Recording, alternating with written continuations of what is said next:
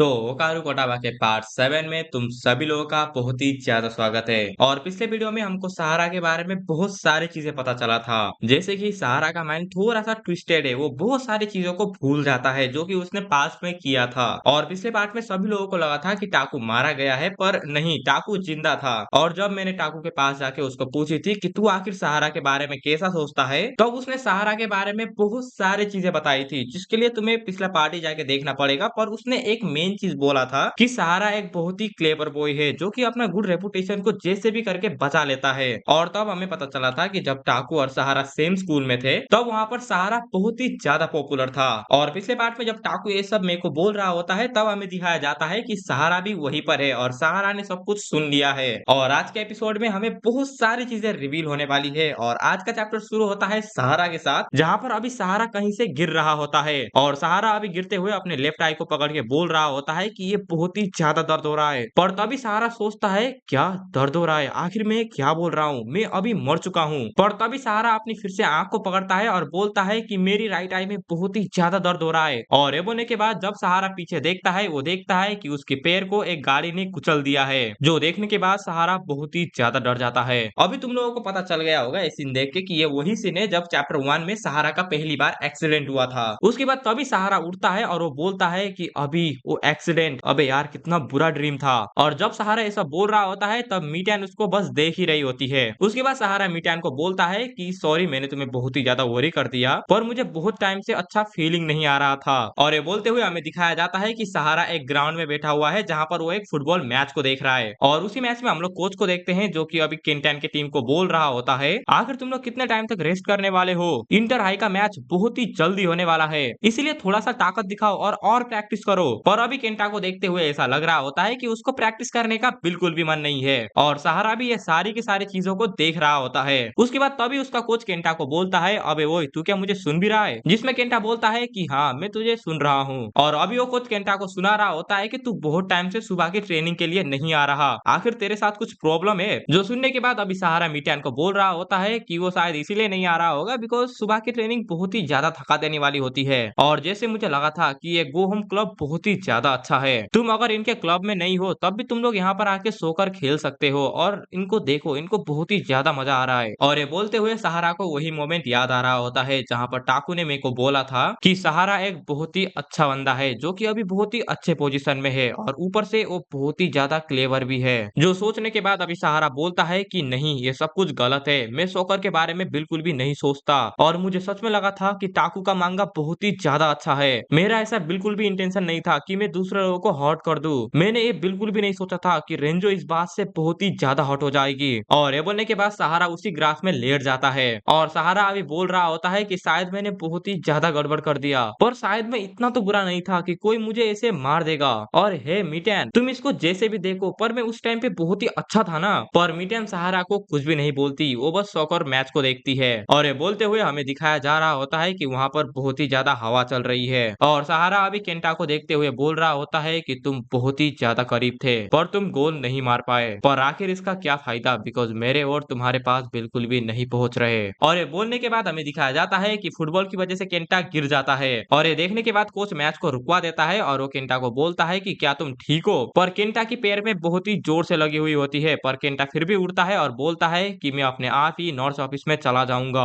और केंटा को ऐसे जाते हुए सहारा देख रहा होता है और अभी केंटा को देख के ऐसा लग रहा होता है कि केंटा बहुत ही ज्यादा गुस्से में है। जो देखने के बाद सहारा मीटान को बोलता है कि मीटान चलो यहाँ से चलते हैं और हम भी देखते हैं। केंटान को बहुत ही जोर से लगा हुआ है, पर मीटान कुछ भी नहीं बोलती और वो वहाँ से चली जाती है। जो देखने के बाद सहारा मीटान को बोलता है कि क्या तुम मेरे साथ नहीं चलोगी? आखिर तुम हमेशा उसी रोड में जाके क्यों बैठ जाती हो? तुम्हारे बड़े भाई को अभी चोट लगा हुआ है, क्या तुम्हें उसका फिक्र नहीं होता? पर यह सुनने के बाद भी मीटन सहारा को कुछ भी नहीं बोलती। और अभी भी हमें दिखाया जा रहा होता है कि वहाँ पर अभी हवा चल रहा है। उसके बाद मीटन अपने रास्ते चली जाती है और सहारा भी अपने रास्ते चला जाता है। और अभी हम लोग देख रहे होते हैं कि मीटन उसी जगह पे जाके खड़ी हो गई है। उसके बाद हमारा सीन शिफ्ट होता है केंटा के ऊपर, जहाँ पर केंटा अभी नॉर्थ ऑफिस में आया होता है। और वहीं पर हम लोग चियाकी को भी देखते हैं, जो कि वहीं पर आई होती है। और केंटा चियाकी को देख के बोलता है कि क्या हुआ, आखिर तुम यहाँ पर क्यों आई हो? जिसमें चियाकी केंटा को बोलती है कि मुझे थोड़ा सा चोट लग गया था और मैं थोड़ा सा इन्फेक्टेड भी हो गई थी, इसलिए मैं यहाँ पर बैंडेज लगाने के लिए आई थी। और तुम लोगों ने अगर पिछला पार्ट को देखा है तो तुम्हें पता होगा कि इसको चोट कैसे लगा। जब वो थोड़ा सा भास लेके चल रही थी, वो गिर गया था, इसलिए इसलिए उसका थोड़ा सा इसको कट लग गया था। और केंटा चियाकी की ये बात सुनने के बाद उसे बोलता है, अगर तू अपने घाव को प्रॉपरली ट्रीट नहीं करेगी तो तुझे क्या लगता है कि तेरे साथ क्या होगा। उसके बाद चियाकी वहां से उड़ जाती है और वो केंटा को बोलती है कि तुम्हें बहुत ही ज्यादा चोट लगा हुआ है और यहाँ पर अभी नर्स नहीं है, इसलिए मैं तुझे बैंडेज लगा देती हूँ, इसलिए तू यहाँ पर बैठ जा। पर केंटा अभी भी चियाकी को बोल रहा होता है कि ये सब मैं खुद ही कर लूंगा। पर चियाकी उसके घाव में अभी मेडिसिन लगाना शुरू करती है और मेडिसिन लगाते लगाते वो केंटा को पूछती है कि तुझे देख के ऐसा लगता है कि तू बहुत ही ज्यादा थक गया है। जो सुनने के बाद भी केंटा उसे कुछ भी नहीं बोलता और सहारा अभी ये सारी की सारी चीजों को देख रहा होता है। उसके बाद चियाकी अभी केंटा के पैर में बैंडेज लगाती है और चियाकी अभी केंटा के पैर में बैंडेज लगाने के बाद उसे पूछती है कि केंटियन बहुत ही ज्यादा बड़ा हो चुका है। जो सुनने के बाद सहारा और केंटा को बहुत ही ज्यादा अजीब लगता है अभी, और केंटा अभी उसे पूछता है कि तू आखिर किस चीज के बारे में बात कर रही है, जिसमें चियाकी उसे बोलती है ऑफ कोर्स तेरी हाइट के बारे में मैं बात कर रही हूँ। उसके बाद चियाकी अभी केंटा को बहुत ही ज्यादा डीप वाली बातें बताती है कि 10 साल पहले तू यहाँ से चला गया था और तब हम लोग एक दूसरे से अच्छे से बात भी नहीं कर पाए, और जैसे मुझे लगा था फर्स्ट ग्रेड में जितने भी लोग जैसे थे अभी वो सारे के सारे बदल गए हैं, और जब पहले तुमने मेरी मदद किया था उसके लिए बहुत ही ज्यादा थैंक यू। और उस टाइम पे मैं थोड़ा सा सरप्राइज भी हो गई थी, पर मैं खुश थी उस टाइम पे। और चियाकी अभी उसी टाइम के बारे में बात कर रही है जब पिछले पार्ट में मैंने जो है थोड़ा सा चियाकी को बुली करने की कोशिश किया था ताकि वो उससे ट्रूथ निकाल पाए। जो सुनने के बाद अभी केंटा चियाकी को बोलता है, ऐसी बात नहीं है, उस टाइम पे मुझे ऐसा नहीं लगा था कि मुझे तेरी मदद करना चाहिए, और ऐसा भी बिल्कुल भी नहीं है कि उस टाइम पे मैं तुझसे बात करना चाहता था, बट रियल बात ऐसा है कि मैं 10 साल पहले जिसको जानता था उनसे मैं अभी इन्वॉल्व होना नहीं चाहता। जो सुनने के बाद चियाकी अभी केंटा को बोलती है, पर तुम भी तो अभी सेम हाई स्कूल में पढ़ते हो ना हमारे साथ, जिसमें केंटा अभी चियाकी को बोलता है कि सच बताऊं तो मैं कभी भी स्कूल में आना नहीं चाहता था। जो सुनने के बाद अभी सहारा को बहुत ही ज्यादा अजीब लगता है और केंटा अभी चियाकी को और बोलता है, हमारे पास पैसा नहीं था और मुझे भी इसी स्कूल से ही स्कॉलरशिप मिला था, इसलिए मुझे यहाँ पर आना पड़ा। मुझे इस सोकर वोकर से अभी बिल्कुल भी फर्क नहीं पड़ता और सच बताऊं तो मैं उसमें जाना भी नहीं चाहता। जो सुनने के बाद अभी चियाकी केंटा को बोलती है, तुम्हें पता है कि तुम बहुत ही ज्यादा चेंज हो चुके हो।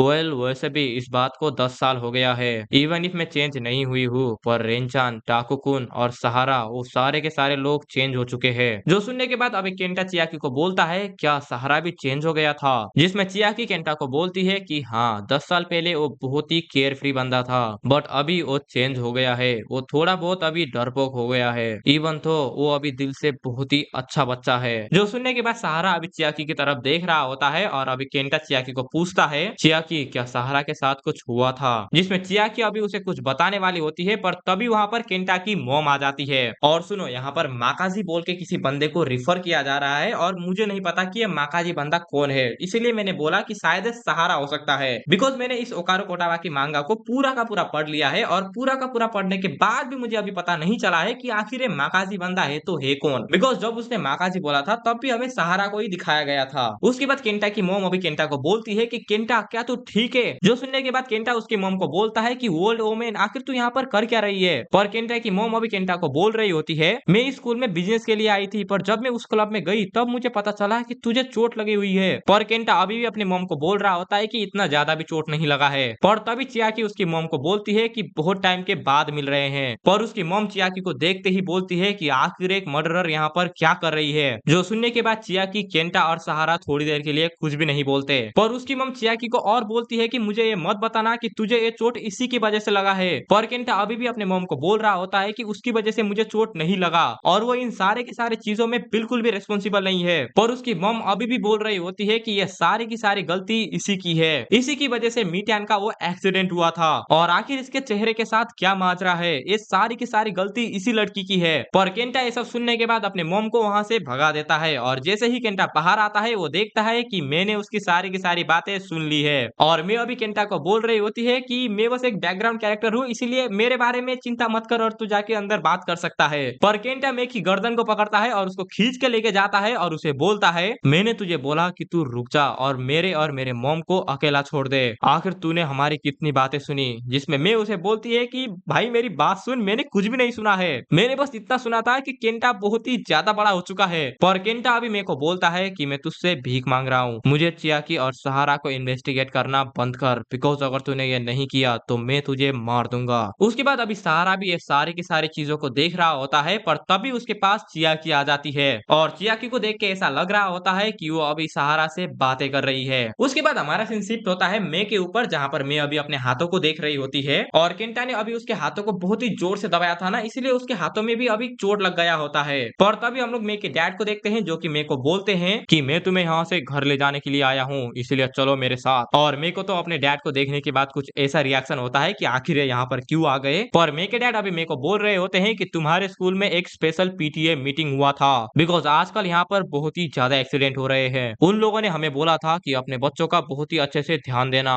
और उन टीचर ने ये सारी की सारी बातें सारे के सारे स्टूडेंट के लिए बोले थे। पर मैं अभी अपने डैड को बोल रही होती है कि ऐसे घोस्ट के बारे में सिली रूमर्स बच्चों को मत बताना। पर तभी मे का डैड देखता है कि यहाँ पर अभी बहुत ही ज्यादा हवा चल रहा है, और ये हवा को देखने के बाद अभी मे का डैड बोलता है कि आज बहुत ही ज्यादा विंड चल रहा है, और जब लोग मरते हैं तब ये विंड बहुत ही ज्यादा चलता है। ये विंड एक झटके में उन मरे हुए लोगों की यादों को लेके चली जाती है। जो सुनने के बाद मैं अभी अपने डैड को बोलती है कि आखिर तुम क्या बात कर रहे हो, जिसमें मे का डैड उसे बोलता है कि मुझे नहीं पता, वैसे भी मुझे भूतों के बारे में कुछ भी नहीं पता, मैंने बस ये कहीं पर सुन लिया था। जो सुनने के बाद अभी सहारा मेरे को बोल रहा होता है कि नहीं, ये सब कुछ झूठ है, सिंस मैं अभी यहाँ पर तुम्हारे सामने हूँ, इसका मतलब कि मेरे पास मेरे सारे के सारे यादें अभी भी है। और ये बोलने के बाद ही सहारा थोड़ी देर के लिए सोचता है, और उसको अभी टाको की सारी बातें याद आ रही होती है। और सहारा अभी बोलता है, श्योर मैं बहुत सारी चीजों के बारे में याद नहीं कर पा रहा, यहाँ पर अभी बहुत ही सारे चीजें हैं जिनके बारे में मैं नहीं जान पा रहा, बट इस बात पे मैं बहुत ही ज्यादा श्योर हूँ कि वो बंदी जिसने मुझे मारा था वो चियाकी ही थी, और मुझे उससे रिवेंज बिल्कुल भी नहीं चाहिए। मैं बस यही चाहता हूँ कि चियाकी और लोगों को ना मारे, मैं बिल्कुल भी नहीं चाहता कि चियाकी और क्राइम करे, और मैं चियाकी को रोकना चाहता हूँ, और मैं प्लीज मेरे ऊपर विश्वास करो। पर तभी सहारा को याद आता है कि मैं उसकी बातें नहीं सुन सकती। पर जब सहारा ये सब सोचता है तभी वो देखता है कि मैं उसकी तरफ देख रही होती है, और मैं अभी धीरे से सहारा को बोलती है कि मैं तुम्हारे ऊपर विश्वास करती हूँ। जो सुनने के बाद सहारा अभी मे को थैंक यू बोलता है। पर तभी हम लोग सहारा के जूते में देखते हैं जहाँ पर अभी बहुत ही ज्यादा ब्लड गिर रहा होता है, और अभी हमें दिखाया जाता है कि सहारा की आंखों से खून आ रहा है। और अभी लास्ट में राइटर बोलता है कि on the side of death आखिर सहारा के साथ क्या हो रहा है, बिकॉज सहारा अभी मर चुका है और सहारा अभी घोस्ट बन चुका है, तो सहारा से खून बिल्कुल भी नहीं आना चाहिए। और सहारा के आंखों से खून क्यों आ रहा है इसके बारे में भी हम थोड़ी देर बाद ही जानेंगे। उसके बाद हम लोग अभी छोटी सी मिटियान को देखते हैं, जो कि अभी रेत में खेल रही होती है, और उसके साइड वाले बंदे अभी बात कर रहे होते हैं कि केंटैन बहुत ही ज्यादा अमेजिंग है, वो अभी एलिमेंट्री स्कूल के बस फर्स्ट ईयर में ही है, पर तब भी वो एक सोकर टीम का लीडर बन चुका है, और उसने ये बोला है कि वो इस बार जे लीग में जाकर ही रहेगा। भाई मुझे तो ऐसा लगता है कि केंटा ऑफकोर्स जे लीग में जाएगा और उसे जीतेगा भी। और तुम्हें क्या लगता है कि मीची भी सोकर को ज्वाइन करेगी?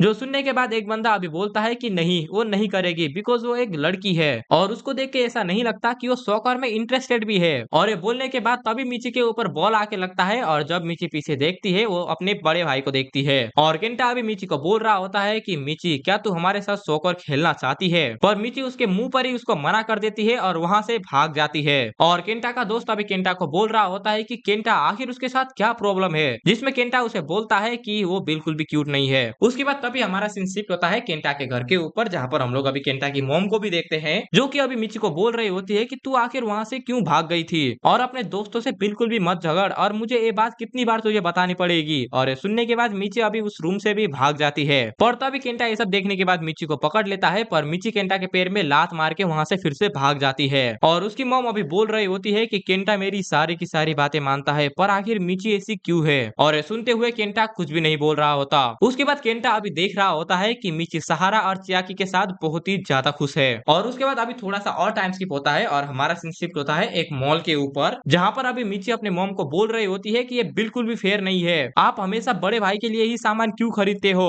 ये बहुत ही ज्यादा गलत है। जो सुनने के बाद अभी उसकी मॉम बोलती है कि आखिर क्या गलत है, जिसमें मिची अभी अपने मॉम को बोलती है कि आप हमेशा उसके लिए ही सामान क्यों खरीदते हो, मुझे भी ये मैजिकल गोल का टॉय चाहिए। पर उसकी मॉम अभी मिची को बोलती है कि मैं उसे बिल्कुल भी नहीं खरीदने वाली, तुम्हारे भाई को सॉकर सप्लाईज की अभी जरूरत है। पर मी अभी फिर भी अपने मॉम को इंसिस्ट कर रही होती है कि उसको ये चाहिए। और ये सुनने के बाद तभी केंटा अपने मॉम को बोलता है कि ठीक है, उसको ये खरीद दीजिए। पर उसकी मॉम अभी केंटा को बोलती है, पर आखिर तुम अपने जूतों का क्या करोगे? पर केंटा अभी अपने मॉम को बोलता है कि मैं अपने जूतों के लिए थोड़ा सा और वेट कर सकता हूँ। और अभी उसकी मॉम केंटा को बोल रही होती है कि तुम बहुत ही अच्छे भाई हो, और मिची तुम उसको ले सकती हो। पर मिची को ऐसा सुनने के बाद बिल्कुल भी अच्छा नहीं लगता, और मिची अभी अपने मॉम को बोलती है कि मुझे ये बिल्कुल भी नहीं चाहिए, जिसमें उसकी मॉम उसके ऊपर फिर से चिल्लाती है। पर मिची अभी भी उसको बोलती है कि मुझे ये बिल्कुल भी नहीं चाहिए, और मुझे एक बड़ा भाई भी नहीं चाहिए। जो सुनने के बाद केंटा को भी ऑफ कोर्स बहुत ही ज्यादा बुरा लगता है, पर मीची गुस्से में होने की वजह से केंटा को और बोलती है कि तुम्हारी जगह मेरा बिग ब्रदर कोई और होना चाहिए था। और अभी केंटा भी अपने बहन को बोलता है कि मुझे भी तुम जैसी बिल्कुल भी नहीं चाहिए। और ये बोलने के बाद केंटा वहां से चला जाता है। और शायद अभी तुम्हें पता चल गया होगा कि आखिर केंटा सोकर क्यों नहीं खेलना चाहता, बिकॉज सोकर की वजह से ही उसका सब कुछ चला गया। उसके बाद हमारा सीन शिफ्ट होता है सहारा के ऊपर, जहाँ पर सहारा अभी केंटा को बोल रहा होता है कि मीटियन एक बहुत ही ज्यादा अच्छी बच्ची है ना, क्योंकि वो बहुत ही ज्यादा क्यूट है। पर केंटा ये सुनने के बाद भी कुछ भी नहीं बोलता। और अभी हमें दिखाया जा रहा होता है कि सहारा और मीटियन खेल रहे हैं, और सहारा अभी केंटा को भी खेलने के लिए बुला रहा होता है। पर केंटा अभी सहारा को बोलता है कि कोई भी जरूरत नहीं है, उसने बोला था कि वो तुम लोगों के साथ खेलना पसंद करती है। और मीटियन भी अभी अपने भाई को बोल रही होती है कि सहारा तुमसे बहुत ही ज्यादा अच्छा है। और अभी सहारा मीटियन के साथ खेलते खेलते केंटन को बोलता है कि अभी तुम ऐसी बातें कर रहे हो, पर चियाकी और मैं तुमसे बहुत ही ज्यादा जेलस है, क्योंकि तुम्हारे पास एक छोटी बहन है। पर केंटा अभी उन दोनों को बोलता है कि मुझे वो बिल्कुल भी नहीं चाहिए, और तुम्हें वो चाहिए तो तुम उसे रख सकते हो।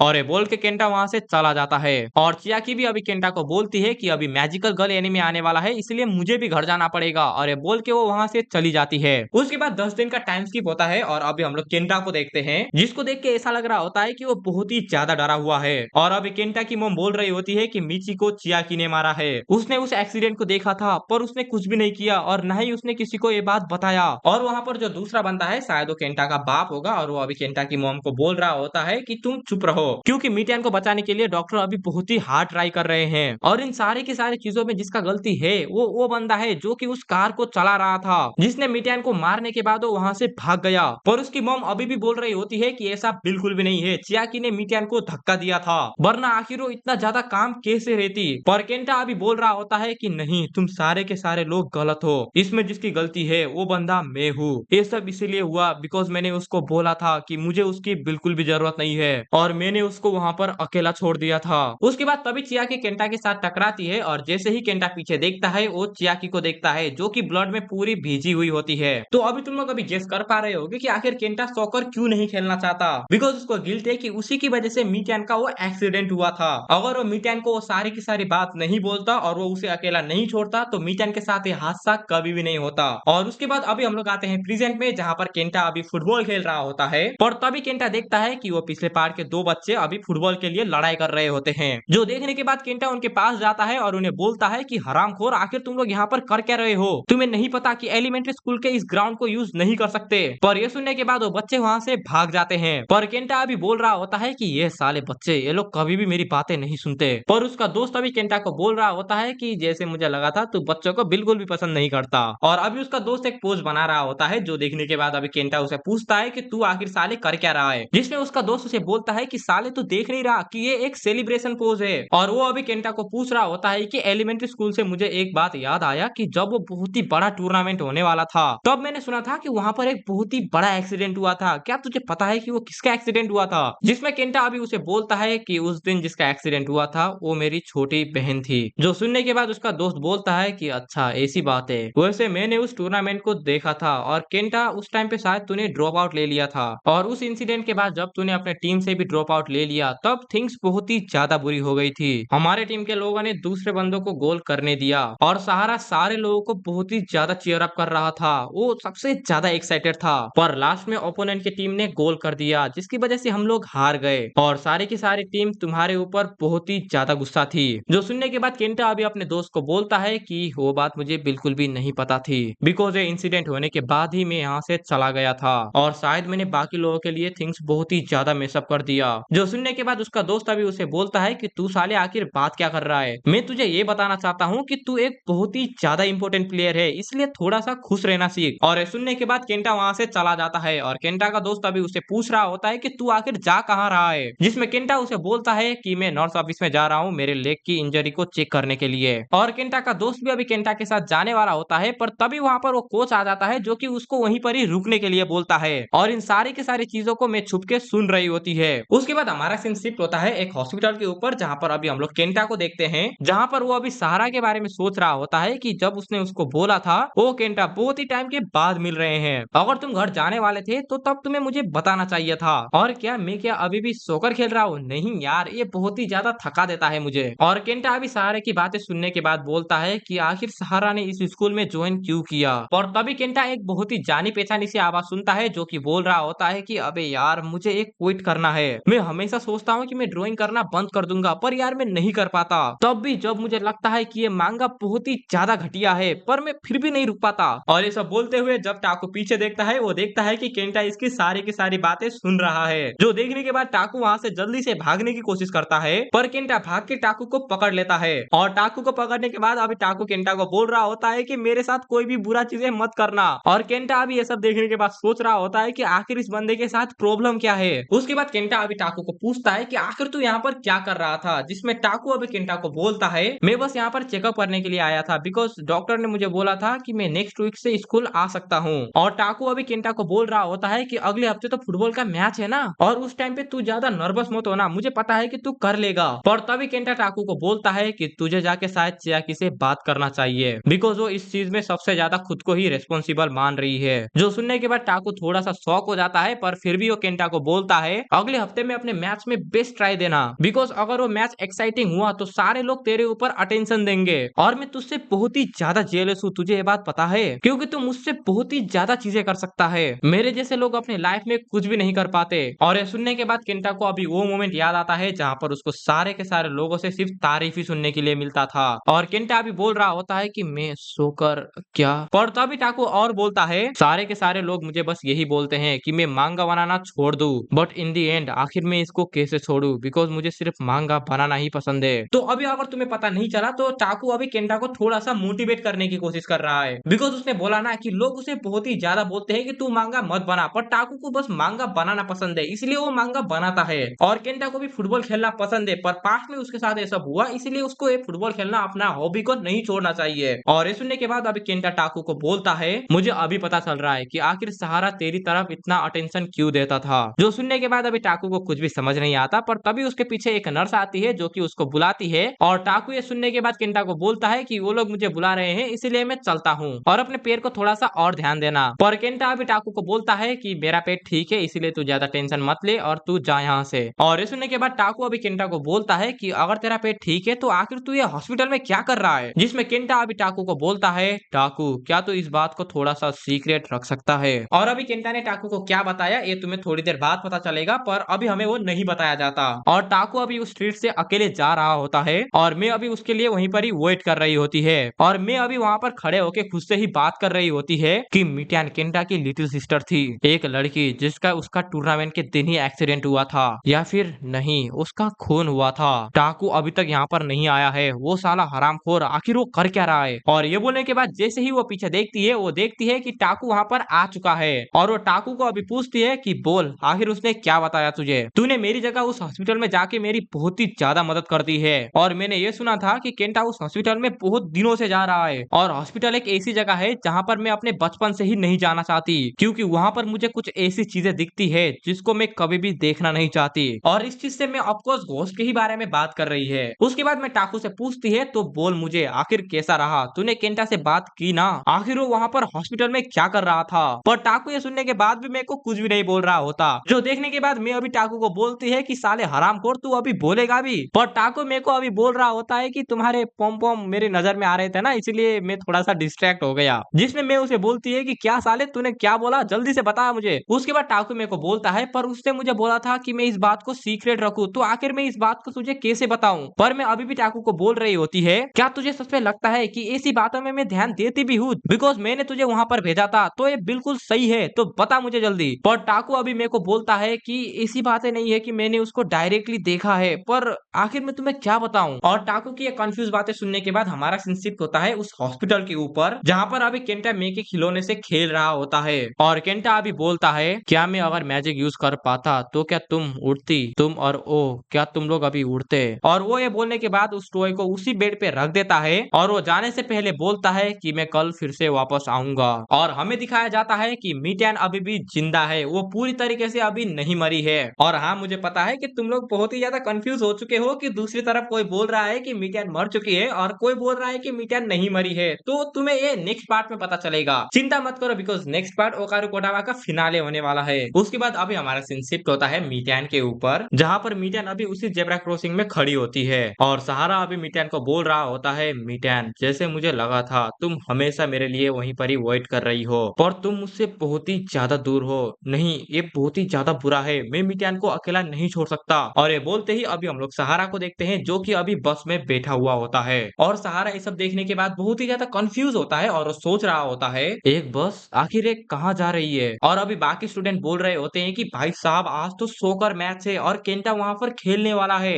जो सुनने के बाद अभी सहारा बोलता है क्या सॉकर मैच इस टाइम पे, तो इंटर हाई और केंटन उसके फैन गर्ल। और ये बोलने के बाद अभी हम लोग कुछ पास के मोमेंट देखते हैं जहाँ पर सहारा अभी केंटा को बोल रहा होता है केंटन तुम बहुत ही ज्यादा अमेजिंग हो और तुम इस बार रेगुलर भी हो चुके हो। अगर मैंने फुटबॉल खेलना बंद नहीं किया होता तो अभी मैं शायद तुम्हारे साथ खेल रहा होता। पर तभी सहारा बोलता है क्या रुको, आखिर मैं क्या सोच रहा हूँ, मैंने फुटबॉल खेलना मेरे एलिमेंट्री स्कूल के फर्स्ट ईयर में ही छोड़ दिया था। और जब सहारा ये सब बोल रहा होता है तभी वो लोग अपनी डेस्टिनेशन में पहुंच जाते हैं। जो देखने के बाद सहारा भी अभी वहां से उठने की कोशिश करता है पर तभी सहारा गिर जाता है। और जब वो पीछे देखता है वो देखता है कि उसका पैर टूट गया है। जो देखने के बाद अभी सहारा बोलता है क्या आखिर मेरे पैर के साथ क्या हो गया, अच्छा हाँ मुझे अभी याद आया, इसको उस ट्रक ने कुचल दिया था। मैन क्या इसका मतलब मैं अभी इस सोकर को नहीं देख पाऊंगा, और क्या मैं एक इडियट हूँ बिकॉज मैं पहले ही मर, क्या एक बात पहले आखिर में कब मरा था, क्या मैं 2 महीने पहले मरा था, नहीं ऐसा नहीं है, ऐसा नहीं हो सकता, या फिर मेरा दिल कब मरा था।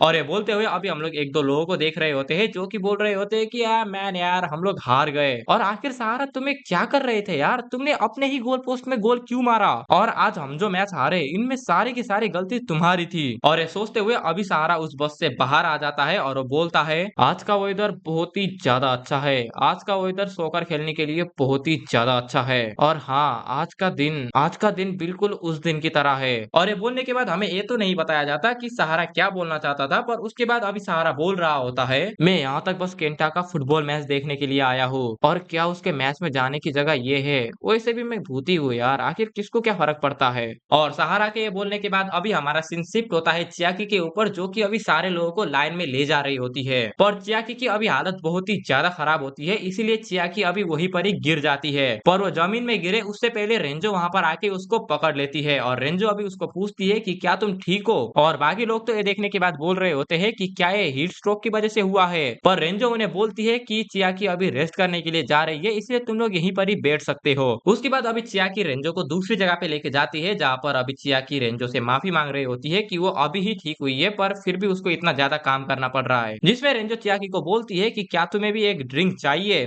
पर चियाकी उसे कुछ भी नहीं बोलती। पर फिर भी रेंजो चियाकी के लिए एक ड्रिंक लेके आती है और वो उसको देती है। उसके बाद चियाकी अभी रेंजो को बोलती है जहाँ पर बहुत सारे लोग होते हैं या फिर बहुत ही तेज धूप होता है वहां पर चियाकी को अच्छा फील नहीं होता और उसको बहुत ही ज्यादा इरिटेट भी फील होता है। और चियाकी के साथ ऐसा अभी से नहीं जब से वो छोटी थी तब से होता है। और चियाकी को ऐसा लगा था कि ये सब होना जब वो हाई स्कूल में आ जाएगी तब बंद हो जाएगा, पर वो बंद नहीं हुआ। जो सुनने के बाद रेंजो चियाकी को बोलती है कि ऐसी बात है क्या, मुझे इसके बारे में ज्यादा टाइम तक पता नहीं था, पर आज तेरे साथ जो हुआ वो मैंने आज तक कभी भी नहीं देखा था। जो सुनने के बाद चियाकी अभी रेंजो को बोलती है वैसा इसीलिए हुआ बिकॉज हमेशा सहारा मेरी मदद करता था। जो सुनने के बाद रेंजो भी बहुत ही ज्यादा कंफ्यूज हो जाती है और चियाकी उसे और बोलती है पहले जब मैं बहुत ही ज्यादा हेल्पलेस थी तब सहारा मेरी इनडायरेक्टली मदद करता था मुझे अपने बेस्ट देने के लिए, और उसने मुझे पहले हमेशा बचाया भी था। और ये सुनते हुए रेंजो को अपना मोमेंट याद आ रहा होता है और रेंजो भी अभी चियाकी को बोलती है कि हाँ तुम बहुत ही ज्यादा सही हो, सहारा ने भी मेरी मदद किया था।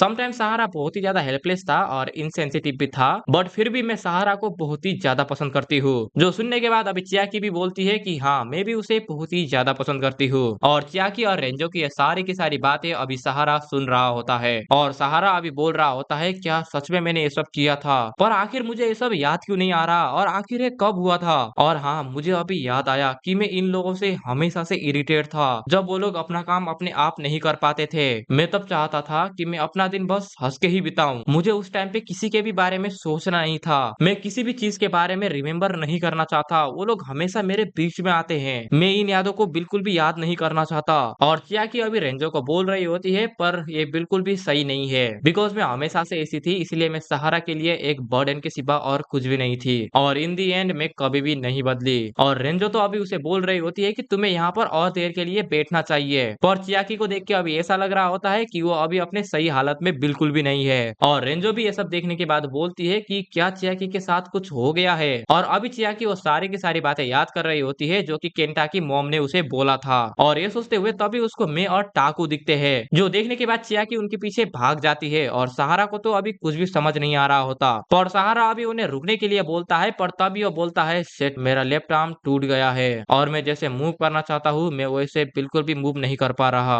और इस दर्द की वजह से मैं बेहोश हो रहा हूँ। नहीं, क्या ये सच में हो रहा है? मैं सच में ये पेन को फील कर पा रहा हूँ। और ये सोचते हुए सहारा अभी बहुत ही ज्यादा शॉक होता है, बिकॉज सहारा अभी एक घोस्ट बन चुका है, तो उसे दर्द फील नहीं होना चाहिए जो उसके साथ एक्सीडेंट में हुआ था, पर अभी सहारा फील कर पा रहा है उस दर्द को। उसके बाद तभी वहां पर केंटा और उसका दोस्त आता है, जो कि अभी केंटा को बोल रहा होता है आखिर तुम कर क्या रहे थे यार, तुम्हारी वजह से हम लोग लेट हो चुके हैं। और केंटा अभी अपने दोस्त को सॉरी बोल रहा होता है और उसका दोस्त अभी बोल रहा होता है कि क्या तुम ठीक हो यार, तुम्हारा चेहरा देख के ऐसा लगता है कि तुम्हें फूड पॉइजनिंग हो गया था। और उसका दोस्त अभी केंटा को बोल रहा होता है कि जल्दी करो, हमें जल्दी से पहुंचना पड़ेगा और अभी तुम जो मुझे बताने वाले हो ना उसको हम मैच खत्म होने के बाद सुन लेंगे। और सहारा अभी ये सब देखने के बाद बोल रहा होता है कि इसका मतलब केंटन लेट हो चुका है और उस दिन भी जो लेट हुआ था वो शायद केंटा ही था। उसके बाद अभी हमारा सीन शिफ्ट होता है मे के ऊपर, जो कि अभी पानी पी रही होती है और पानी पीते पीते वो टाकू को बोल रही होती है कि अबे यार ये लोग मैच कब शुरू करने वाले हैं, जिसमें टाकू बोल रहा होता है कि यार मुझे भी नहीं पता,